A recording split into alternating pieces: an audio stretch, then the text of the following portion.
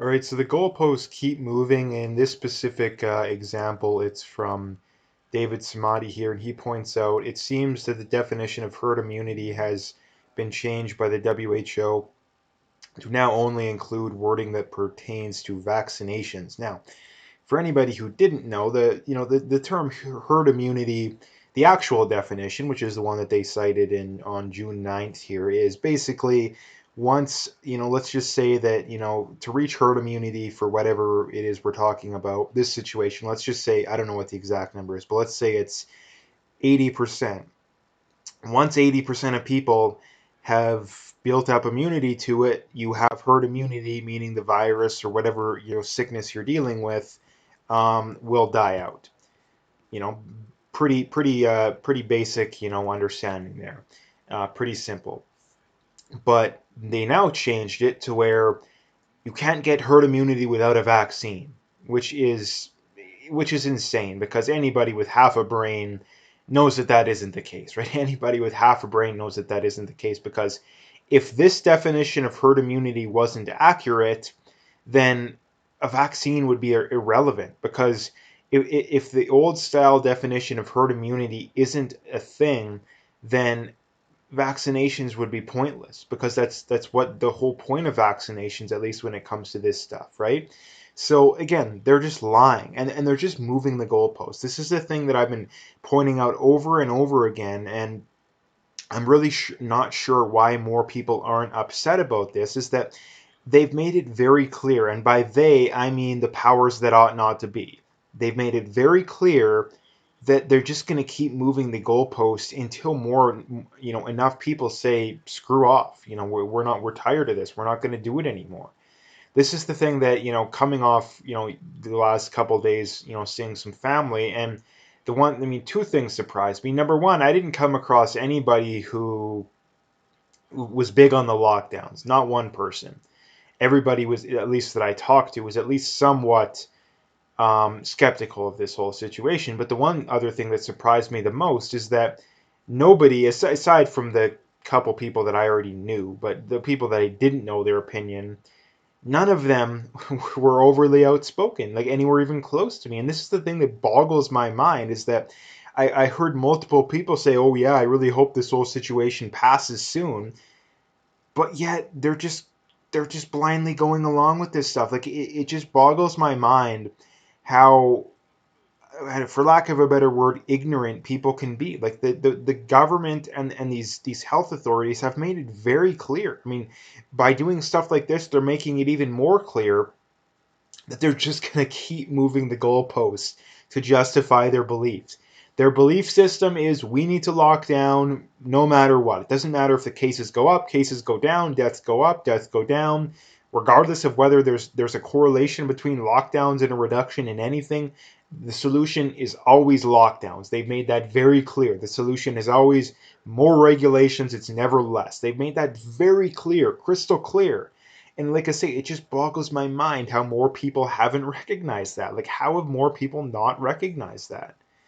Now, the reality is rather clear, I think, and there's a lot too many people that just blindly believe what the TV tells them. This is the thing that really shocked me too, is that I know people that have been negatively affected by this garbage, but yet they're still supporting. Like this is the one of the weirdest things when it comes to human psychology is that we have people that are suffering for no reason because of this, but yet they still support the policies that led to said suffering. Again, it's just it's absolute insanity. And I know they say that a lot, but 2020 has been a different year. 2020 has been a different year, and I think it's going to be very interesting to see where this whole situation goes. But like I say, if you're if you were betting on this whole situation and you were constantly betting double down rather than loosening of restrictions, you would have been right almost every time. I mean, Alberta, you'd had a couple exceptions in there, but if you look at North America and Europe as a whole, they've almost never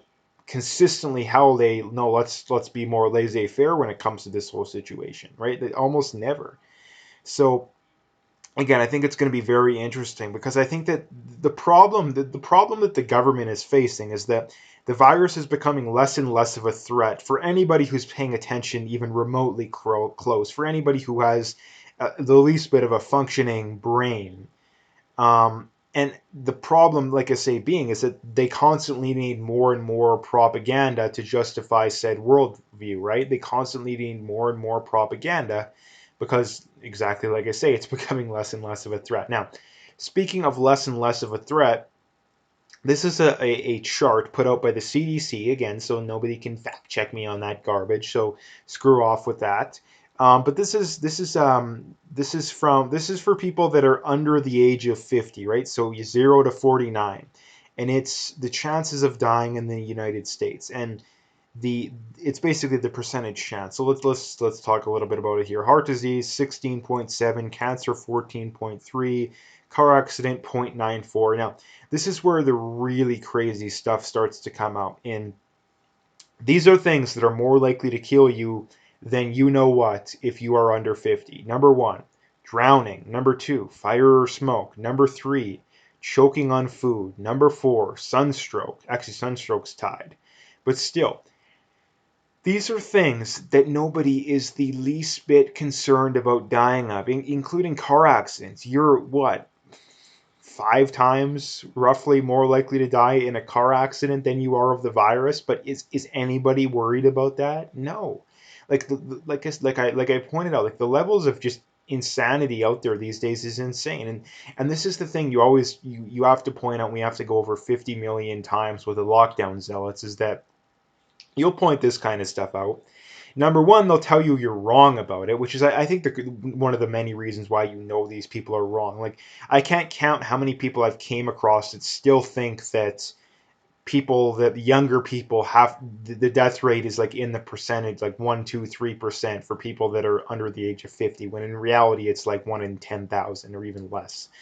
Um, I can't count how many people I've came across that still believe that, which is one of the reasons why I think the average person is so insane these days. But the other thing too is that the amount of people that they don't realize this, like they just don't realize any of this stuff. They're so ignorant and dumbed down. It's not even funny. And this is the thing you try and point out, like you try and point this stuff out, and they don't listen. So the reality is, when it comes to this kind of stuff, eventually you completely debunk their worldview. Like, you completely debunk everything they say, and they say, "Oh, what's your solution?" And when I say, I've been saying very clear, my solution since April has been, mid to late April, has been, we open things up. We have restrictions on nursing homes. We have some restrictions at the border, because that's one of the things that clearly is affecting this situation, and you're good to go. Like, this is the levels of insanity for these people. Is that the one of the main reasons they justify locking down younger people is they have, oh, you're gonna spread it to the older people and they're all gonna die. Well, number one, that's not true, because I've pointed out very clearly the data has always shown that asymptomatic spread is very, very, very rare. Very rare. So number one, that's not even the case, right? It's not even the case. And number two, even if that is the case, like, even if that isn't the case, why can't we just have restrictions on older people? How does any of this make any sense whatsoever? And the craziest thing about these people too is, one of the main things I hear from these people is, "Oh, how would you ever enforce that?" That's the same. How do you enforce the current stuff? Like, again, like, the levels of insanity amongst these people is just completely insane. Like, it's completely insane. And I think the craziest thing about these people is that you can get them to argue against their own position in the process of doing this. Like, you can literally get them to argue against their own position in the process of doing this. It's very funny.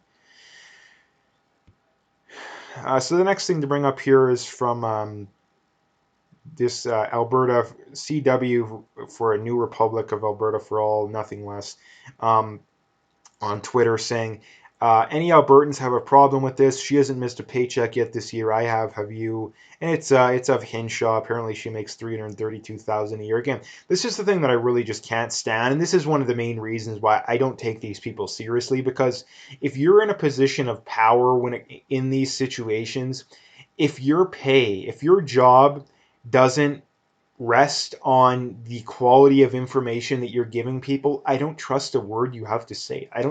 If you don't face any negative consequences for making bad decisions, I'm not going to trust a word you say. And why would anybody else? Why would anybody else? Because if very large amounts of people will suffer for you making a bad decision, then how in the world can you make an honest and objective decision on this kind of stuff? It's basic human psychology. Like, it's just basic human psychology. I don't understand why this is so controversial. It really shouldn't be controversial. Why is it controversial? I really do not get it. I really do not get it. I don't get it. Like I say, like, as a human being, you can't possibly make decisions on when it's on this large of a scale. Like, when it's on this large of a scale, like, this isn't, a mayor or a city councilor being like, yeah, should we pick up the garbage on Wednesday or Tuesday? Like, who cares, really? Like, it's not that big of a deal. But these are decisions that can radically alter a very large amount of people's lives, very large amount of people's lives. So if you're this big expert that's getting paid $332,000 a year, your job is to make good decisions. Meaning, if you make a bad decision, you should either lose your job or at the very least lose some of your pay, right? Because you're supposed to be this big expert. And again, too, if you're not confident enough to make let's just say that that these people would lose their jobs if they make a bad decision, and you're not confident enough in making a decision, then don't, because, and this is the reason why people fight against this so much, is that they know that a lot of these doctors and politicians would have lost their jobs for locking people down. That's the main reason why people fight against this stuff. That's the main reason. Now, when it comes to the lockdowns in March and early April, I understand that. I can forgive people for doing that. But lockdowns past May at any point, no, I can't forgive that, because there's no data. There's no clear data that shows they work. Like, no clear data. And the last thing I wanted to bring up here is from Corey Morgan, and he says lefties feel that allowing corporate donations to politicians make politicians beholden to the donors, yet somehow they don't think that having the government giving billions of dollars to the CBC doesn't make the CBC the state broadcaster. Again, the mental gymnastics that a lot of these people play these days, like I say, it's absolutely off the charts. It's absolutely off the charts. Now, the reason why the way that people derive a lot of their morals is simply based off what do the majority of people think. If the majority of people think that something's okay, they just assume it's okay, right? This is how atrocities have always been committed throughout history, is that the majority of people don't say anything, so they assume that it's the right thing to do. Same goes for this garbage too. Again, this is just basic human psychology as well, is that if you are beholden to corporate donors, whether it's the CBC or whether it's um, you know the oil and gas industry funding climate research, it's impossible to be objective. Now, that doesn't mean that they can't fund some and you can't be somewhat objective, but if your literal existence is dependent upon that too, like, make no mistake, if the government was giving CBC no money, they would go out of business. They would go, at the very least, they would have to scale back on a very large scale, a very large scale. And the other thing too is that if social media didn't prop them up as well, if social media didn't artificially prop up the mainstream media, and by that I mean YouTube, no matter what you search, when it comes to the news stuff, you always get mainstream media, and between the government giving them money, I don't think that they would exist. At the very least, they would be on a much smaller scale. So this is the thing. If your entire existence is dependent upon that, it's impossible for you to be objective on your reporting. Now, if you're a I don't know, a scientist, doing research on climate change, and 10-20% of your money is from the oil industry, no, I don't think that that's necessarily enough to completely sway your worldview, right? So again, you need to put the numbers in perspective too as well.